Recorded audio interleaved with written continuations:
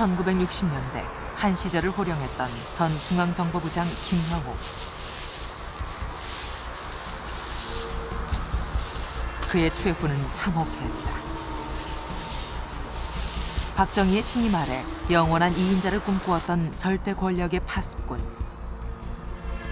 6년 3개월이란 최장기 중정부장으로 오로지 각하만을 위해 충성스러웠던 그는 왜 국가 권력에 의해 처참하게 살해되고 만 것일까?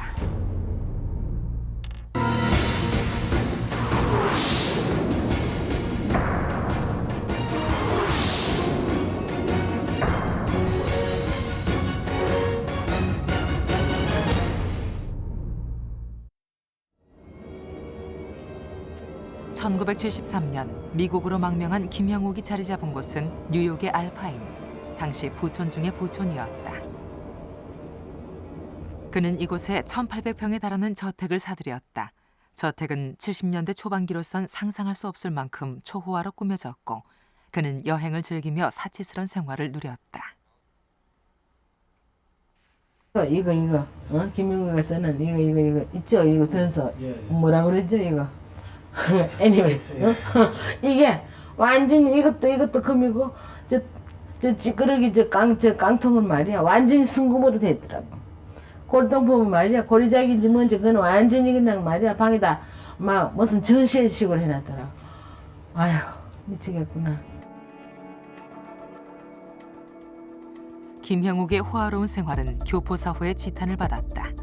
그는 도박장에서 하루에 $100만 이상을 날리거나 미국의 거액의 달러를 밀반입하다가 적발되기도 했다. 국가적인 수치였다. 몸 이렇게 걷는 게요. 닥워킹이다 이거야. 오리 걸음으로 삐걱삐걱 그 틀림없이 저 몸에는 뭐가 있다. 그래서 hey you 이랬대요. stop 하니까 쓱 지나보면서 me? 가더래요. yes you 그대로입니다. 그러니까 당신 몸에 아무것도 없지? 하니까 그 무릎은 잉글리시로 한국식이야. 만약에 내 몸에 아무것도 없으면은 너 그냥 안 둬? 하는 식으로 했는가 봐요. 하니까 that's okay. 그래서 그 보안관 시켜가지고 okay take him 빨가 비껴. 그래서 딱 비키니까 거기에다가 무슨 붕대 같은 걸로 딩딩 탱기고 그래가 여자 팬티호스 같은 거를 턱 해가지고 오 마이 갓 제가요. 당시는 한국의 외환 보유고가 $3천만 불과하던 때. 그러나 김형욱이 빼돌린 돈은 $2천만 달한다는 것이 프레이저 위원회 조사 결과였다. 권력을 빼앗긴 뒤의 허탈감을 그는 극도의 호사로 메우는 듯했다. 같으면 그 사람이 그 정신적으로 제가 정신과 의사는 아니지만은 자꾸 무슨 착각 속에 이왕 여기 와서 그렇게 조용하게 살으면 될 텐데 돈을 많이 가져와가지고 마치 아직도 그 과거 중앙정보부장을 하는 그러한 말이죠. 중앙정보부장 시대와 같은 거 착각을 하고 있는 것 같아. 누가 왔다 그냥 가면은 자기를 섭섭해하고서는 욕을 막 해고 그런다 그래요. 미국 생활이 계속되면서 김형욱은 자신이 버려졌다는 허탈감과 배신감을 분노로 바꾸어 갔다. 가만히 보자 하니 박정희 씨가 집권하고 있는 동안은 이건 귀국하는 건 불가능하거든요. 그래 한 4년씩 있다가 본인도 저기 각오를 한 거예요. 그냥 업돼서만 있을 게 아니라 나와서 투쟁을 해야겠다. 아마 그런 생각이 들었던 것 같아. 스캔들가あると言われておりますけれども 77년 김형욱은 마침내 4년간의 침묵을 깼다. この真相はどうなんでしょうか。 あれはもう自分たくさんあるんだろう。だけど 그는 외국 언론과의 인터뷰를 통해 後にしましょう。 주한미군 철수 반대와 박정희의 하야를 ま 주장하고 たいつの日 나섰다. か話していただけますか。 박정권에 대한 정면 도전이었다. わかりました。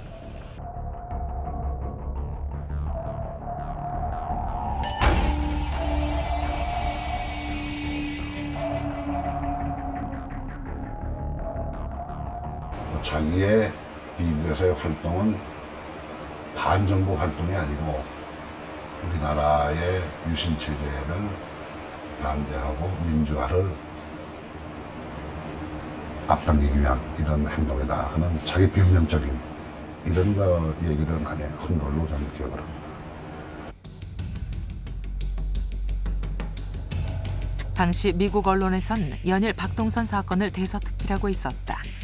박동선이 20여 명의 미 의원들을 수십만 달러의 뇌물로 매수한 사건이었다. 사건은 청문회로까지 이어졌다. 김형욱에게 박동선 사건은 기회였다. 그는 박동선에게 막대한 미국쌀 수입 대리권을 주었던 장본인.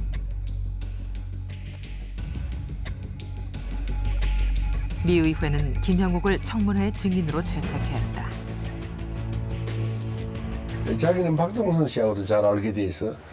박동선 씨가 조지타운 클럽을 갔다 할 적에 자기가 그분이 외야가 없기 때문에 외야를 갖다가 보냈다고는 이런 사를 갖다 얘기를 했어요. 당시는 인권과 도덕을 내건 카터 정부가 김대중 납치 등 한국의 인권 상황과 미군 철수를 거론하던 때 김형욱의 청문회 출석은 박 정권을 더욱 압박했다. 근데 박정희 정부의 한 축은 미국의 지지를 바탕으로 하고 있기 때문에 이건 또 이제 베트남 전쟁 이후에 아주 굳건하게 형성되어 온 부분들이 있거든요.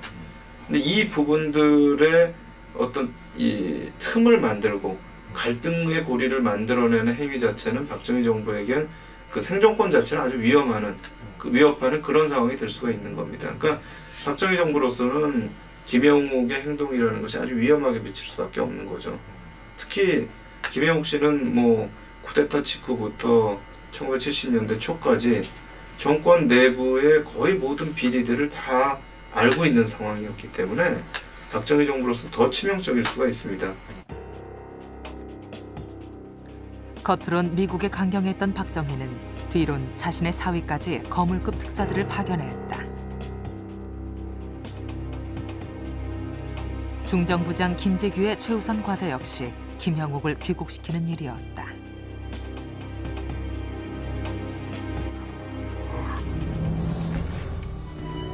각하께서 말씀하시길 그 친구가 돌아온다면 얼마나 반가운 일인가. 자유롭게 왕복한다면 남보기에도 좋고 본인은 얼마나 떳떳하겠는가. 또 돌아와 일한다면 원하는 중책도 맡기신다 하시더군요. 김 부장의 침묵을 기국이라는 행동으로 깰 때가 됐습니다. 싱긋이 웃으며 김포광의 트랩을 내려오는 김 부장의 그리운 모습을 생각하면서 김재규가 그래서 무슨 멕시코 대사를 해라는 등 여러 가지 방법으로 회의를 했던 것 같고요. 한국에 있는 재산, 성북동에 있는 재산이 구해 보니까 한 200~300억 정도 됐다고 합니다. 그거 뭐 당신이 다 가져가도록 해줄 테니까 뭐 그런 식으로 회의를 했는 것 같습니다. 근데 우선 그 김형욱 씨는 그 회유의 진실성을 믿지 않았던 것 같고요. 또 아까도 말씀드린 것처럼 정보쟁이의 그 직감으로 회유를 당해서 가봤자 자기가 비참하게 팽당할 것이다, 비참하게 당할 것이다, 매장당할 것이다 하는 것을 확신하고 있었던 것 같고, 김형욱이 끝내 바랐던 것은 박정희와의 직접 통화였다. 그러나 박정희의 특사들은 강경책으로 돌아섰다. 입을 열지 말아라. 청문회 같은 데 나가지 말아라. 그럼 무슨 일에 대해서 무슨 일든 간에 박정희 씨를 거기다가 그 연결시켜서 얘기하지 말라. 박정희 씨의 얘기는 빼놓고 얘기하라 이거야. 다른 얘기를 하더라도 그런 경고를 한 거 등등 해가지고 이것을 지키지 아니하면은 너를 납치해 가든가 암살하겠다. 이렇게 그 협박해 왔다고 그래요. For our first hearing is General Kim Hyung-wook, who is appearing 김형욱은 청문회를 voluntarily 선택했다. in response to an 그것은 invitation. 박 정권과의 결별을 의미하는 것이었다. 진실이고 진실의 전부고 진실만을 말하실 것은 그는 박 정권의 감춰진 비리들을 낱낱이 폭로했다. 박동선은 자신이 조정했던 공작원이며 김대중 납치는 박정희의 양해 아래 이후라게 지시했다는 등 가히 놀라운 발언이었다.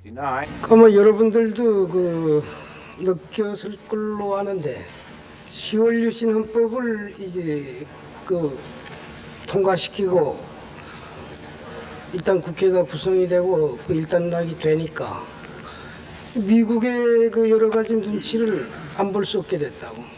그래서 그것을 납득시키기 위해서 이 워싱턴 지역에 좀 통할 만한 사람들은 정치인, 경제인, 언론인 뭐 할 것 없이 그 여기 많이 보냈던 걸 난 기억하고 있다고 말이야. In August 1973, 유신 독재를 비판하며 세계를 떠들썩하게 만든 김형욱. 그러나 그는 박정희를 위해 악마 역할을 다했던 박정희 절대 권력의 가장 충실한 파수꾼이었다.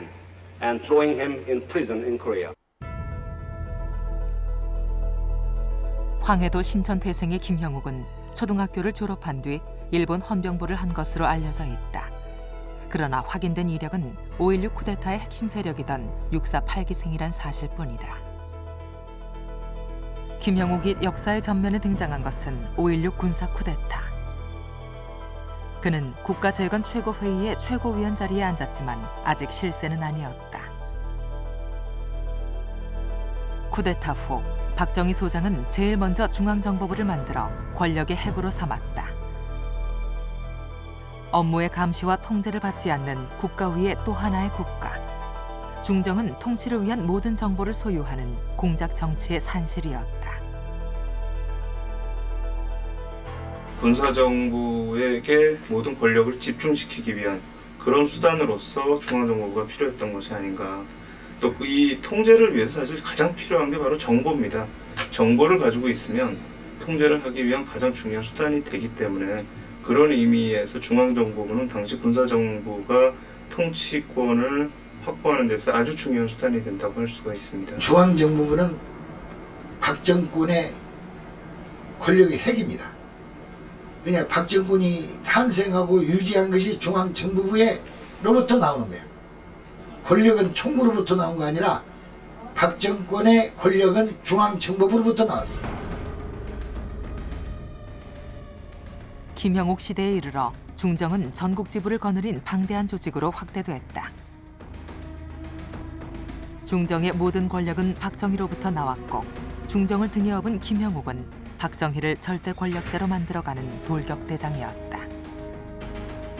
전 박 대통령이 이런 문제는 제거됐으면 하는데 자기가 지시하기에는 좀 낯이 뜨거운 얼굴이 뜨거운 문제도 김형욱이는 미리 알아채워가지고 자기 스스로가 이 중앙정보부를 하는 막한 기관을 통해 가지고 제거해가지고 박 대통령이 일하는데 이제 지장이 없도록 해가지고 박 대통령의 그 호감, 신뢰 이런 것을 이제 이분이 독점을 하다시피 했습니다.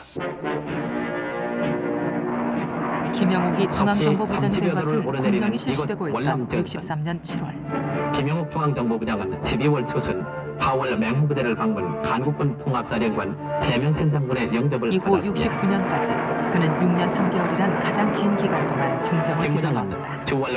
중앙정보부라면 떠오르는 막강한 힘의 이미지들은 모두 김형욱 부장 시절에 형성됐다. 불을 시설했으며 많은 위문품을 전달, 장병들을 위로 격려해 주었습니다.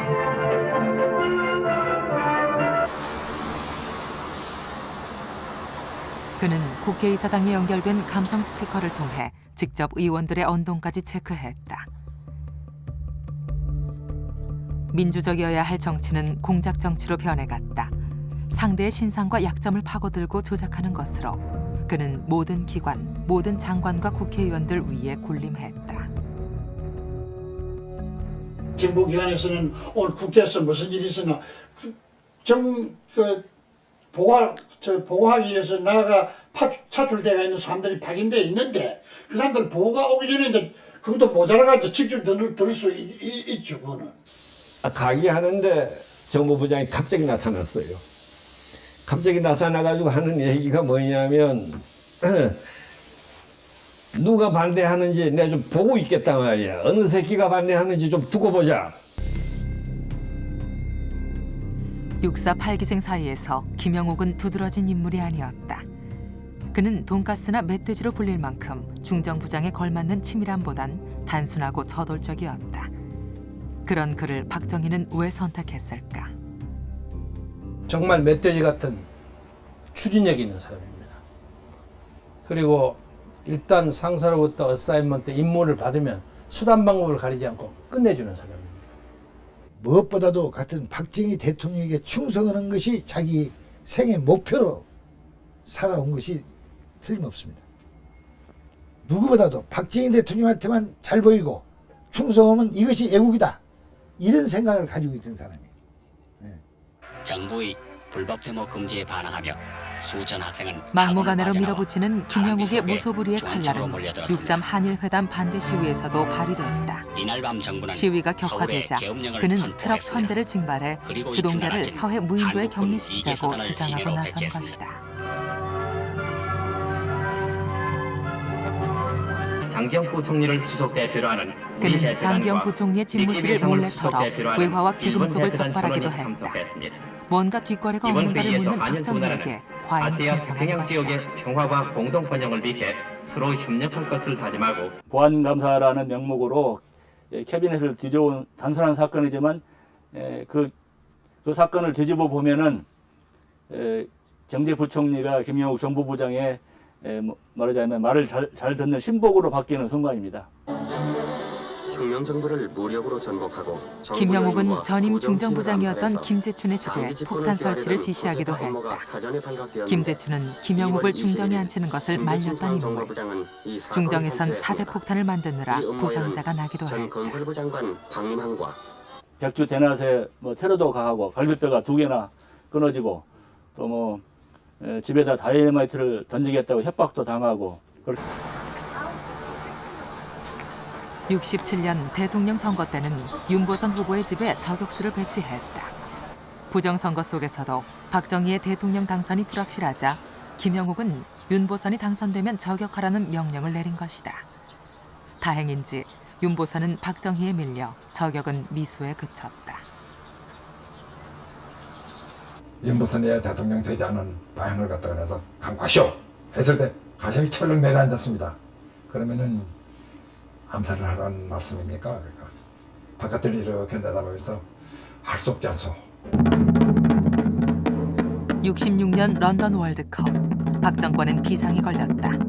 북한이 강호 이탈리아를 제치고 월드컵 8강에 진출하자 총칼 없는 전쟁에 패했다는 생각에서였다. 16조에 들어가 있는 나라가 호주, 한국, 이북이에요. 그런데 그때 우리 실력으로 봐서 이북한테는 진대는 그런 분석이 있었던 거예요. 그렇게 되면은 한국에서 문제가 있지 않느냐. 그러니 출전 안 하는 게 좋다. 그런 결론이 났다 이겁니다. 중정에선 느닷없이 각 팀의 최고 선수들을 골라 강제 차출했다. 음지에서 양지를 지향한다는 중정의 모토를 따 이름하여 양지축구팀. 스포츠를 반공전선에 내세울 만큼 김영욱은 어디든 무소불위의 전권을 휘둘렀다.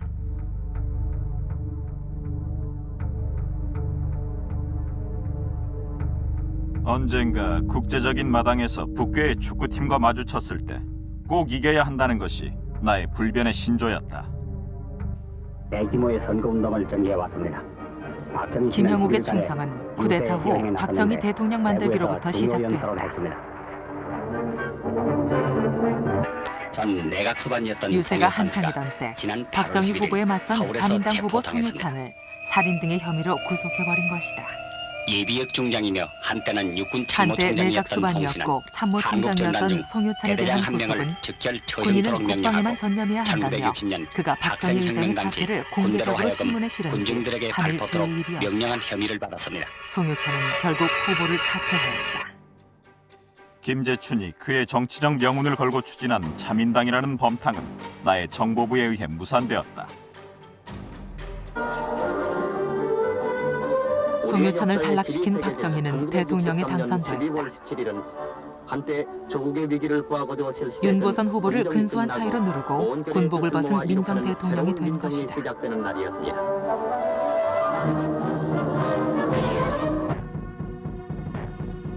김영욱은 박정희라는 우상의 심중을 가장 잘 헤아리는 남산의 박정희였다.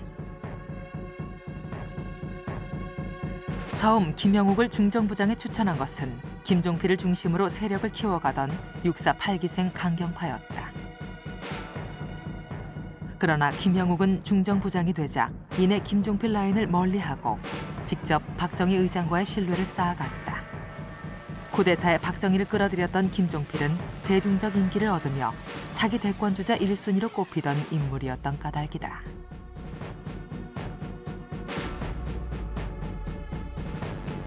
민정 이양 후 공화당 의장 김종필은 노골적으로 세력 확장을 기도하기 시작했다. 너무 노골적이어서 박정희까지도 위기를 느낄 정도였다.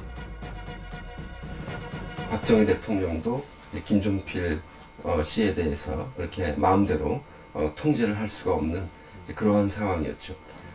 그러하다 보니까 이제 여러 가지 그 패단이 나타났을 것이고, 그래서 박 대통령 입장에서는 어떤 자기 세력을 갖는 인물보다는 자기한테 보다 절대적으로 그 충성해 줄 수 있는 인물, 그리고 또 중요한 부분은 강성 인물이죠.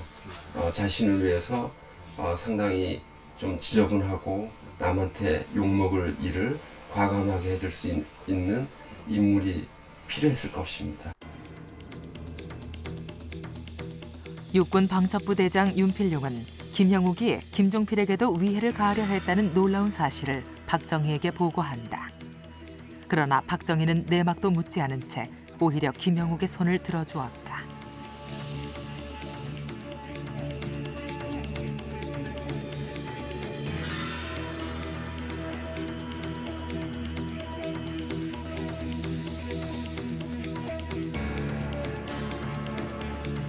김영욱과 김종필가 절대로 융합할 수 없는 성격의 사이라는 걸 알고 있었기 때문에, 그리고 야당도 효과적으로 잘 견제했고 또 야당을 때로는 봐주기도 하면서 좀 당근과 채찍을 골고루 잘 쓰게 만들었고, 그런 의미에서 박 대통령은 용인술에 있어서는 훌륭했다고 생각합니다. 비범했다고 생각합니다.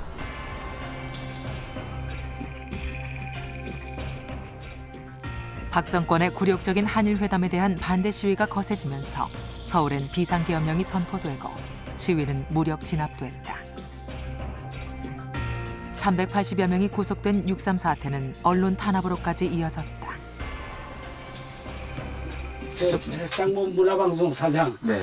집필자 이종무 씨, 네. 그다음에 제고 이분이 뉴스 실장이, 체제 비판적이던 시사 칼럼, 그다음에 동아방송의 앵무새 프로그램 이분이 제작진은 조도하 느닷없이 씨라고 전원 구속됐다. 제작가를 하던 분인데 지금 춤지를 경영하고 있죠. 네. 그 당시 앵무새 사건은 군사 작전을 방불케 할 정도로 일사천리로 진행이 됐어요. 하나는 방공법 위반, 그다음에 내란 선동, 그다음에 하여튼 4가지예요. 근데 그게 아주 저희들 듣도 보도 못한 그런 제명을 덮어 씌웠죠. 그 당시 이제 유명한 이야기가 재판 검사들의 논고에도 그런 말이 나오는데, 우리들 그 앵무새 일당이 치밀하게 내 업무를 하지 않았다 하더라도 의심전심으로 내란 업무했다 이 얘기예요. 정부에 비판적이던 경향신문의 사장과 기자도 구속됐다. 신문사는 국가에 헌납됐다. 이어 이영희, 선우휘 등 조선일보 기자들도 줄줄이 반공법 위반 혐의로 구속됐다. 강압과 폭력의 시대였다. 기양신문사 구속된 이중우 사장의 그 부인이신 홍 여사라고 계시는데, 그 양반을 신문사에 찾아가서 기양신문을 내놓지 않으면, 팔지 않으면 이중우 사장은 사형으로 죽는다. 내놔라. 이것은 내 얘기가 아니라 청와대의 뜻이다. 이렇게 협박한 거를 이중우 사장 부인께서 그 홍 여사가 그걸 녹음을 해버렸어요. 네. 6.3 사태의 책임을 지고 김종필은 다시금 외육길에 올랐다. 일본 외상과의 비밀 협상이 폭로된 것이다. 그는 자연스레 정치 일선에서 배제됐다.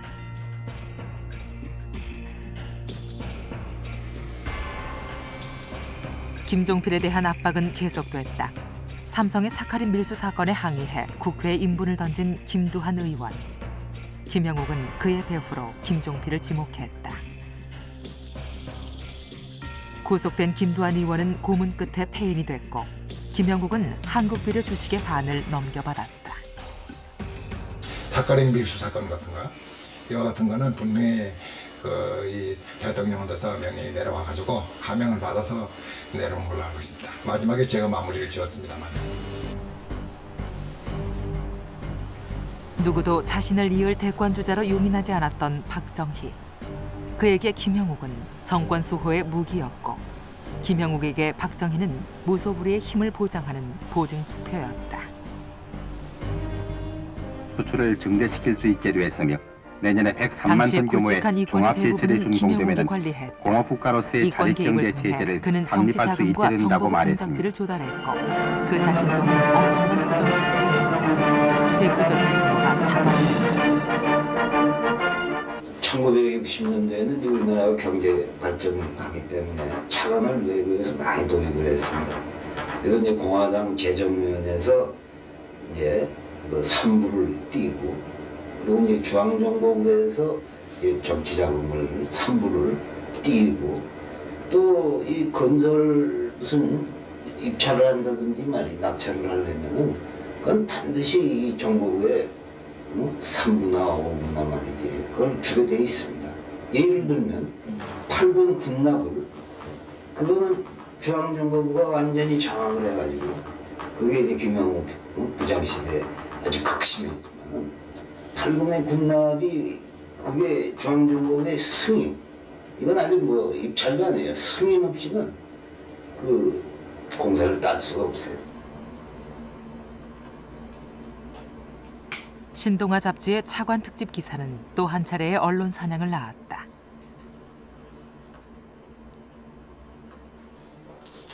당시 박창래 기자 등이 폭로한 것은 차관을 기업들에게 갈라주면서 벌어지는 중정과 정치인들 사이에 온갖 비리와 관행이었다. 담당 기자들을 올가맨 건 반공법이었다. 한국은행이 국제 수지가 비관적이라며 정부의 긴축 정책을 건의한 기사 또한 문제가 됐다. 경제 발전을 앞세워 삼성 개헌을 강행하려던 박 정권에겐 아주 불리한 보도였다. 박정희 대통령이 아주 대노를 한 거죠. 왜냐하면 경제 개발을 하기 위해서는 외자 도입을 외국 자본을 많이 도입을 해야 되는데 이래가지고야 어떻게 외국 자본이 한국에 들어오겠느냐. 동아일보가 한국 경제를 망치려고 그런 거 아니냐 해가지고 당시 한국은행에서는 이사부터 말단 행원까지 7명이 구속됐다. 긴축정책 보고서를 작성했던 성준경 씨는 생사의 고비를 넘나들던 중정에서의 혹독한 순간을 어렵게 들추어냈다. 37년 만의 일이다. 여기를 이렇게 오랏줄 같은 걸 묶고 침대 마구리 같은 이렇게 나무에다가 이렇게 끼더라고요. 이렇게 끼고 뭐 생각이 안 나는데 이렇게 끼어가지고 요 그 의자 책상 요 사이 요만한 폭에다가 대롱대롱 매달리게 하더라고요. 그랬더니 이런 얘기 해야 되는지 모르겠습니다만 얼굴에다가 턱 젖은 수건을 얹더라고요. 그러면서 주전자에서 뜨거운 물을 제 코에다가 이 수건 위에다가 들어붙더라고요. 그때는 그게 왜 그런지 몰랐는데 나중에 알고 보니까 제가 전기 고문을 당한 거예요. 자기는 국민들이 욕하는 그런 일들을 많이 했지만은 반공 때문에 했다고 그런 주장이었는데 그렇게 이 사람한테서 그 반공이라는 것을 빼내면은 이 사람의 생각하는 것이 없어지는 거예요, 말하자면. 공작품을 가지고 국회 지령에 따라 김영욱 측의 반공주의는 67년 사상 최대의 간첩단 사건을 엮어냈다. 유럽의 지식인과 예술인 등 194명이 북한 노동당에 가입해 이적 활동해왔다는 이른바 동백림 사건이었다. 세계적인 작곡가 윤희상과 유럽이 칭송하던 화가 이응로도 포함됐다. 이처럼 세계의 비판을 샀던 무리한 사건의 배경엔 박정희 대통령의 좌익 전력을 씻어내려는 김형욱의 안간힘이 작용했다는 해석이 컸다. 동백림 사건이니 뭐 인혁당 사건이니 이런 것이 다 대통령이 암시만 주면 즉각 벌렸던 일입니다. 근데 그것이 박 대통령이 가졌던 어떤 사상의 그 검은 그림자를 그 씻어버리려는 그 휘하 장들들의 슬픈 자키라고 할까요? 자기의 사상적인 그 불리함을 막으면서 자기를 권좌에 올려놓은 그 노심초사한 김영욱의 그 노력, 이것을 박정희는 너무나 잘 알고 있습니다.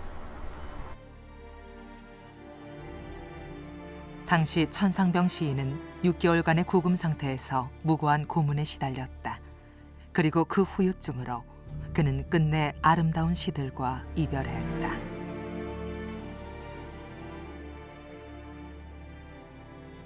(67년 7월) 내 인생은 사실상 끝났던 것이다.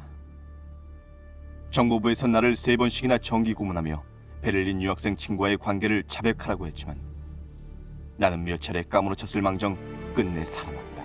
지금도 몸서리가 쳐진다. 고문을 한 놈을 찾아 죽이고 싶은 심정일 때도 있었다. 동백림 사건의 구속자 가운데는 박종규 경호실장 아래 일하던 김옥희도 있었다. 박종규 실장은 박 대통령의 두터운 신임을 얻고 김영욱과 충성 경쟁을 벌이며 대립하던 상황. 그는 자신과 상의도 없이 김옥희를 구속한 데 격분했다. 세상 일이 당신 생각대로 되는 줄 알아? 당신이야말로 나를 파멸 아래 들고 있어. 그러면서 박종규는 권총을 빼내 나의 이마를 겨누었다.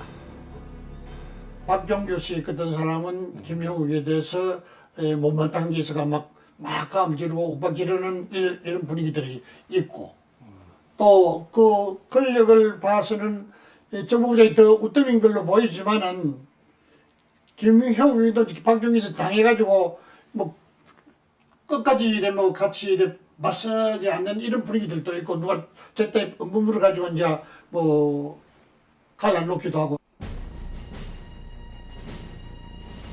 김종필과는 전혀 다른 모습으로 늘 2인자의 자리에 머물며 박정희 절대 권력의 시대를 다져간 김형욱. 박 대통령의 신임을 유지하기 위해서라면 김형욱, 그는 누구와도 싸워 이겨내야 했다.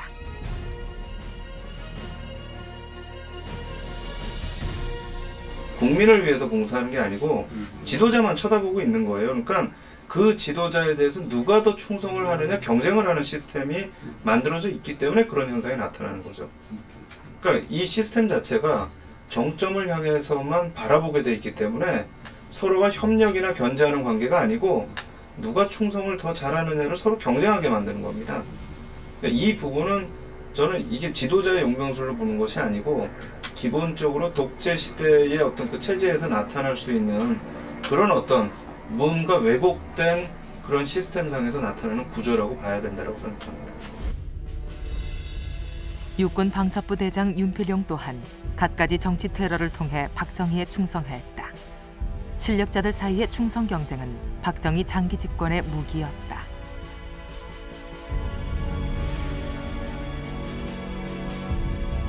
김형욱이 휘두른 권력의 절정은 박정희를 위한 삼선 개헌이었다. 69년 박정희가 세 번째 집권을 꿈꾸며 삼선 개헌안을 내밀자 야당과 공화당 의원들조차 거세게 반대했다. 의장석을 점거해 삼선 개헌안 통과를 막고 있던 의원들은 밤샘 농성에 들어갔다.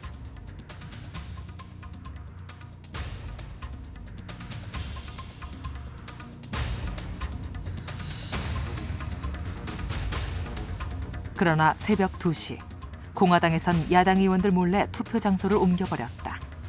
삼선 개헌안은 출석의원 전원 찬성으로 2분 만에 날치기 통과됐다. 삼선 개헌, 그 서막이 오른 것은 2회 전 6.8 총선 때부터였다. 6월 8일은 제7대 국회 67년 당시 시중에는 개헌 정족수라는 말이 나돌았다. 야당의 선거 전열도 흐트러졌다. 김형욱이 신민당의 김재화 의원을 반공법 위반으로 구속하는 등 야당을 탄압하고 막걸리 선거라 불릴 만큼 관건들이 총동원된 선거였다. 유세 현장에선 김종필의 대중적인 언변마저 통제됐다. 처음에 서두에 김종필 씨를 갖다 내준다는 거예요.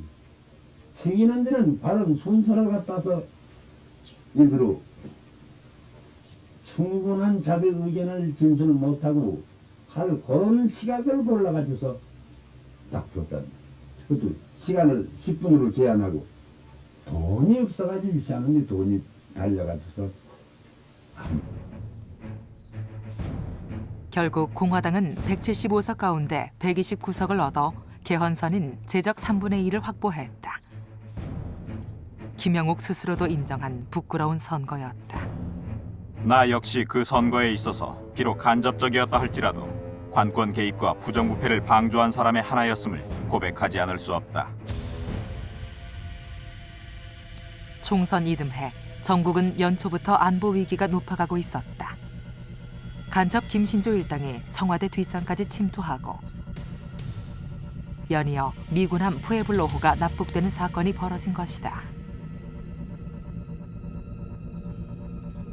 박 정권은 이를 장기 집권을 향한 기회로 활용했다. 삼선 개헌을 추진하려는 움직임은 더해갔고 국회 안팎은 삼선 개헌 반대로 달궈져 갔다. 삼선 개헌에 반대하던 김종필 진영에선 안보 책임자에 대한 인책 공세를 펼쳤다. 목표는 김형욱이었다. 그 무렵에 김종필 씨는 말하자면 박정희 뒤를 이어서 대권을 넘본 사람이었습니다. 그러나 이미 권력의 내부에서는 박정희나 김영욱 같은 분들은 JP를 어떤 형태로 권력 밖으로 밀어내지 않으면 삼선하는데 장애 요인되고. 그러나 김형욱은 역으로 김용태 의원을 비롯한 김종필 진영에 대한 공격에 나섰다. 김종필 중심의 개헌 반대파를 몰아내기 위해 국민복지회 사건을 조작한 것이다. 김종필은 당의장직에서 물러났고 김용태 의원은 제명됐다.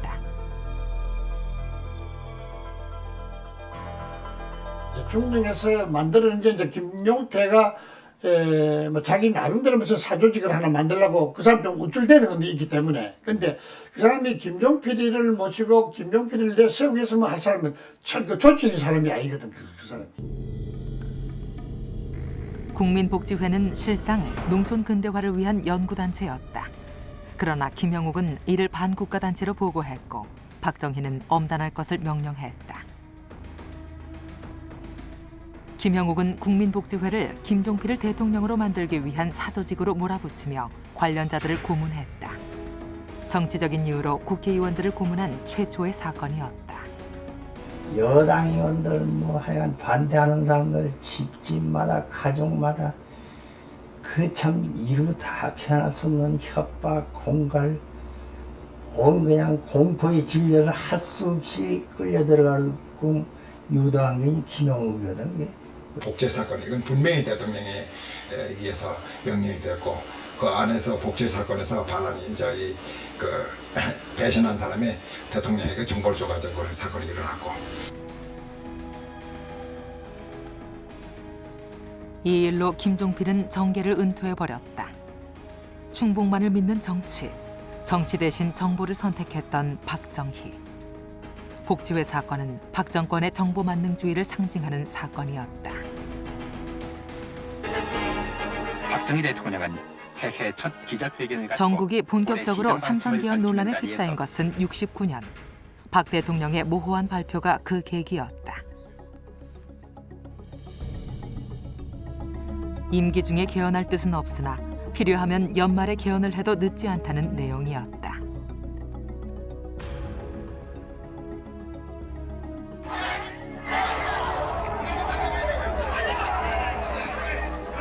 삼선 개헌안은 제야와 학생들의 거센 반발을 샀다. 신민당의 김영삼 의원은 삼선 개헌에 앞장선 김영욱에게 직설적인 비난을 쏟아내기도 했다. 잡으라는 공산당은 안 잡고 엉뚱한 것을 잡고 있는 정보부가 개헌 업무에 가장 깊이 관여하고 있다. 김영욱 정보부장에게 충고한다. 민족의 영원한 반역자가 되지 않기 위해 무리한 짓을 말라.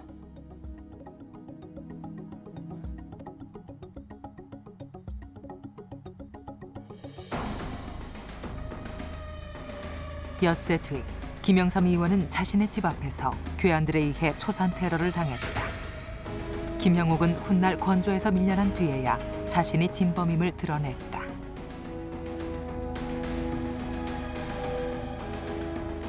삼선 개헌의 부당함을 지적했던 박종태 의원은 급작스레 의문의 교통사고를 당하기도 했다.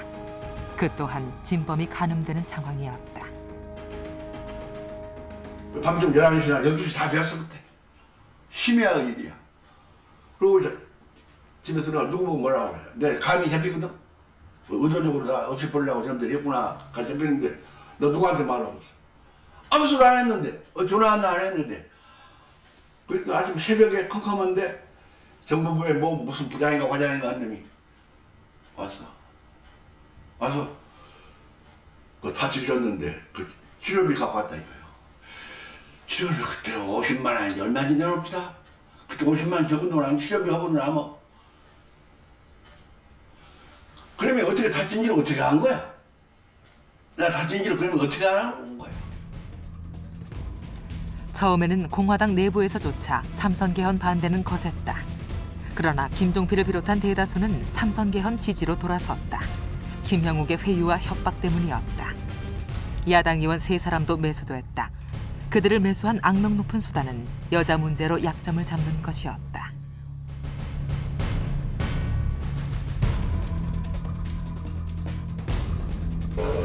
여자가 에이전트로서 이 걔들이 자기가 그 지정하는 여관 호텔 가가지고 관리하는 사진 찍어다가 그걸로 협박하는 게 뭐 찍지 뭐 어떻게 그거 들킨 사람들이야 뭐 하란 대로 하겠습니다. 그렇지 어떻게 되겠나.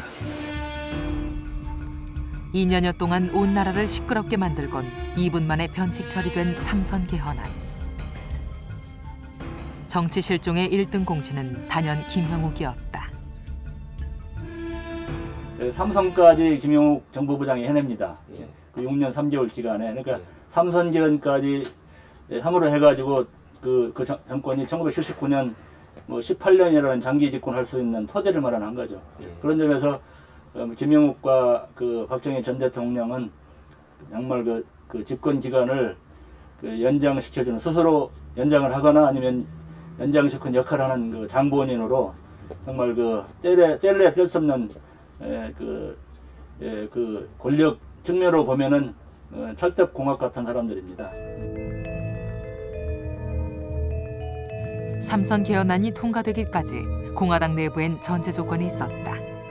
김종필과 이만섭 등 처음 개헌에 반대하던 주요 인사들이 말썽 많던 중정의 김영욱 부장과 이후락 비서실장을 사퇴시키라고 요구한 것이다.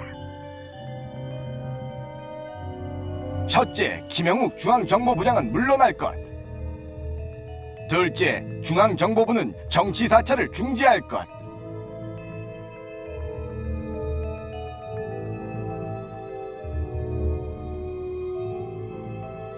국민투표 끝나고 난 뒤에 즉각 조치를 할 테니까 날 믿어달라. 그래 말씀을 하셔서 그러나 국민투표 끝나고 나면 그 두 사람이 공로자가 될 텐데 각각께서 인정이 많으신데 그 공로자들을 자를 수가 있습니까? 내가 볼 때는 불가능하다고 봅니다. 아니야. 이거 내 틀림없이 할 테니까 이영훈하고 나하고 둘만 알자. 일체 비밀 지켜달라. 그때 그런 말씀이 계셨어요. 발언자 이만섭 의원은 이내 김형욱의 표적이 됐다. 이후락 김영욱은 물러나야 한다는 나의 의원총회 발언에 앙심을 품은 김영욱이 중정 간부 2사람을 불러 국가기밀문서 보관하면서 수류탄과 권총을 꺼내주면서 날 해치우라고 지시했다는 것이다. 하지만 현역 의원을 죽인다는 게 결코 간단한 일이 아니었기에 지시받은 이 간부는 만류했다고 한다. 변칙 처리됐던 삼선 개헌안은 끝내 국민 투표를 통해 가결됐다. 그러나 1등 공신 김영욱에게 돌아온 것은 날벼락 같은 선고였다. 금요일 날 대통령이 청와대에 불려서 자기 생각에는 이번에 주말에 골프나 하자고 그러구나 하고 칫솔질해서 이도 닦고 세수도 하고 이러고 이제 청와대를 딱 들어갔다는 게, 딱 들어가서 딱 앉았더니 대통령께서 첫 하는 말씀이 김 부장 지금 중정부장이 몇 년째지 그러대요. 그래서 6년 8개월째입니다. 그동안 고생 많이 했지. 수고 많이 했어. 딱 그러더니 하는 말이 뭐냐면, 김 부장 오늘로 정보부장 자리는 사임하라고. 이 김영욱 정보부장이 그 일 듣고 놀래가지고 청와대 나오면서 이건 꿈인지 생신인지 알 수가 없어 자기 허벅지를 어떻게 꼬집어가지고 허벅지에 멍이 들었다고 그래요. 삼선 개헌이 성공하고 불과 3일 뒤 김영욱 중정부장의 책상은 깨끗이 치워졌다. 그는 용도 폐기됐다. 내가 자기한테 그렇게 했는데 그래 거기서 그 며느님들이 떠든다고 날 잘러 섭섭하다 하는 생각이 많이 있지 않았나 이렇게 생각합니다. 그래서 그 사람이 자기 흠은 모르고 자기가 각하한테 혁명 초기부터 목숨을 걸고 도와준 거 이것만 생각하고. 역사적인 박정희 대통령의 2년 뒤 박정희는 제7대 대통령에 오르는 팡파레를 올렸다. 1년 뒤 유신 개헌을 꿈꾸며 영구 집권의 길을 트는 순간이기도 했다. 선서 나는 국헌을 준수하고 국가를 보유하며 국민의 자유와 공리의 증진에 노력하여 대통령으로서의 직책을 성실히 수행할 것을 국민 앞에 엄숙히 선서합니다. 중정부장에서 밀려난 김영욱은 전국구 의원이 됐다. 그러나 박정희가 신임을 거두자 그는 아무것도 아닌 존재가 됐다.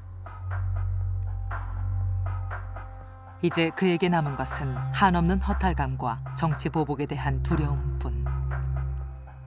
자기가 저지른 죄과랄까 그 한시 너무 심하니까 새벽 참에 꼼꼼할 때 같더라고. 네가 뭘 이렇게 내가 미워서 그렇게 했는지 나 모르겠다마는 너는 그것이 애국이라고 생각해서 한 거지만 두드려 맞은 나로서는 고통스러웠어. 그러나 내가 참아 눈물도 흘리고 그랬지만 말이지.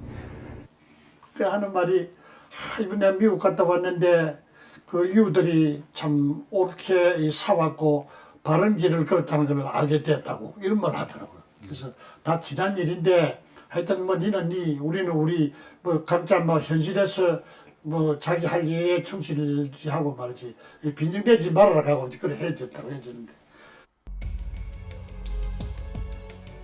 엎친 데 덮친 격으로 김영욱은 재산상의 타격까지 입는다.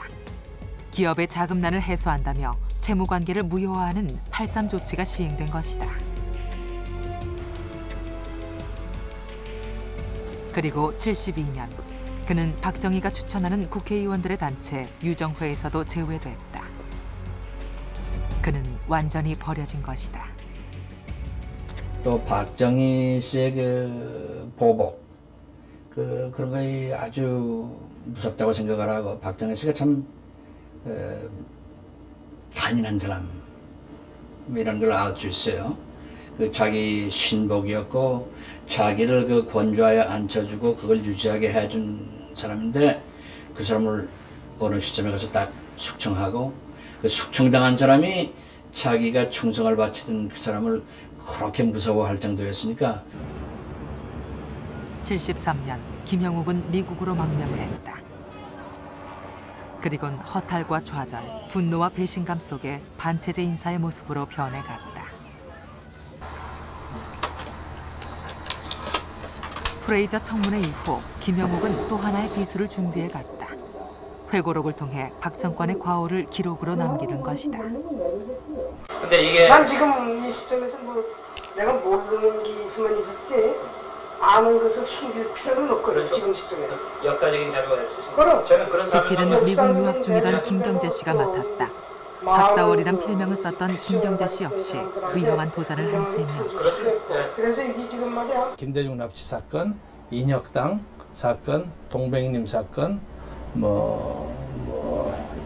황태성 사건 이런 또 정인숙 여인 사건 이런 것에 대한 진실을 김영욱 씨가 최초로 얘기를 했습니다. 제가 그 조건으로 해서 그 글을 써줬습니다. 한글과 영문 두 개를 써주고 2년 3개월 동안 5,000매의 회고록 원고가 완성됐다. 5.16 군사 쿠데타로부터 프레이저 청문회에 이르기까지 그의 회고록 속엔 60, 70년대 한국의 얼룩진 역사가 망라됐다. 그것은 곧 박정희의 얼굴이자 김영욱 자신의 얼굴이었다.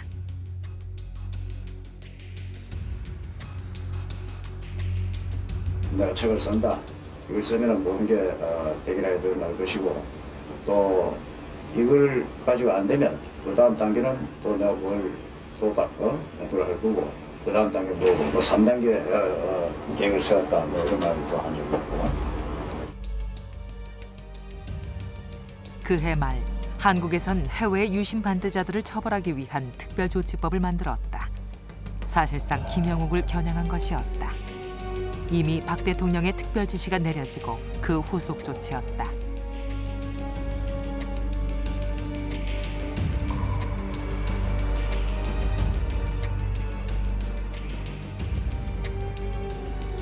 그러나 다른 한편에서 김영욱은 회고록을 무기로 박 정권과 협상에 갔다. 김영욱에겐 다시금 특사들이 파견됐다. 결국 그는 박 정권의 회고록 원본을 넘겨주고 거액을 약속받았다.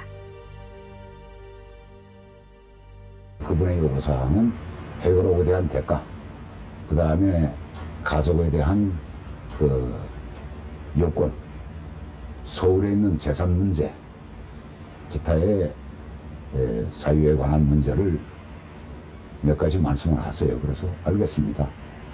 그러고 그대로 일단 돌아왔습니다.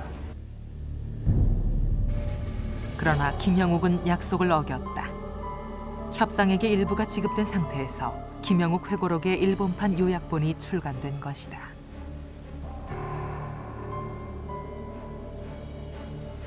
하하, 그렇게도 모른단 말이야. 그거 카피 떠놓고 팔고 내가 여기 앉아서 그거 출판하면 박정희가 제가 서울에 앉아서 어쩔 거야. 괜찮다고. 이렇게 나오더라고요. 그래서 나는 깜짝 놀랐어요. 그런 생각은 나는 미처 못했거든요. 보통 판권 팔면 그게 그만이지. 판권 판 다음에 다시 출판한다 이런 생각은 난 보통 다른 사람들은 못하는 발상 아니에요? 그런 일이 있었어요.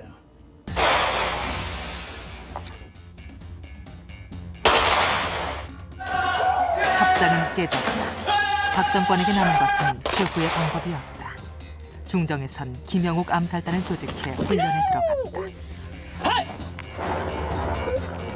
열 몇 사람 모여가지고서는 매일매일 그 지구를 습격을 하는 연습을 시키고 또 정신 수양을 시킨다 해서 손으로 해가지고서는 그 불교의 그 정신을 갖다가서는 가다듬고 사람을 하나 죽여도 딱 하지 않고 국가를 위해서는 사람도 눈 하나 갖다가서 죽일 수 있는 그와 같은 정신 상태를 만들어서 자기가 훈련하고 있었다.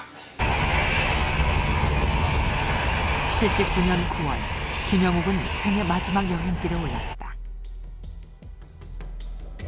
떠나기 전날 그는 자신이 직접 쓴 회고록의 서문을 김경재에게 보내왔다.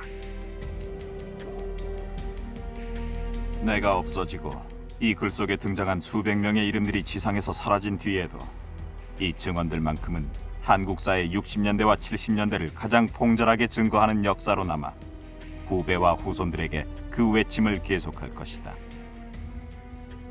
끝내 한국에 돌아올 수 없었던 김영욱. 그는 마음의 도피처처럼 파리를 찾아 도박에 몰두했다.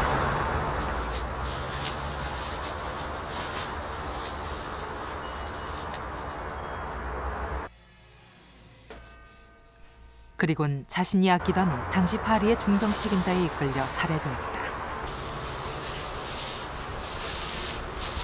정부의 발표대로라면 그의 시신은 지난 26년간, 아니 앞으로도 오래 이국의 낙엽더미 속에 묻혀 있을 것이다.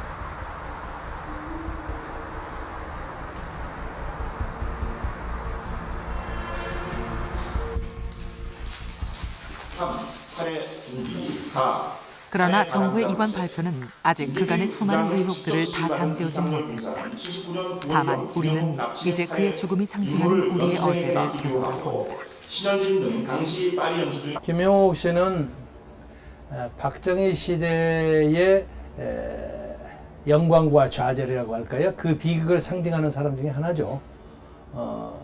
그래서 김영옥 씨가 그렇게 그 참 엽기적인 최후를 마친 것이 어쩌면 불가피했을지도 모릅니다. 그가 모셨던 대통령이 또 그렇게 비상시국에서 세상을 떴기 때문에.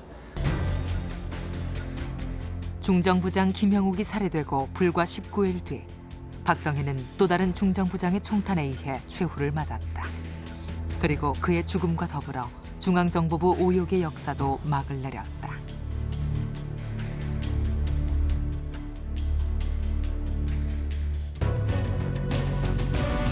나라에 충성한 것이 아니라 박정희에 충성했던 김형욱. 박정희로부터 버려지고 결국 그 또한 배신의 길을 걸었던 김형욱. 이제 그들은 없는가?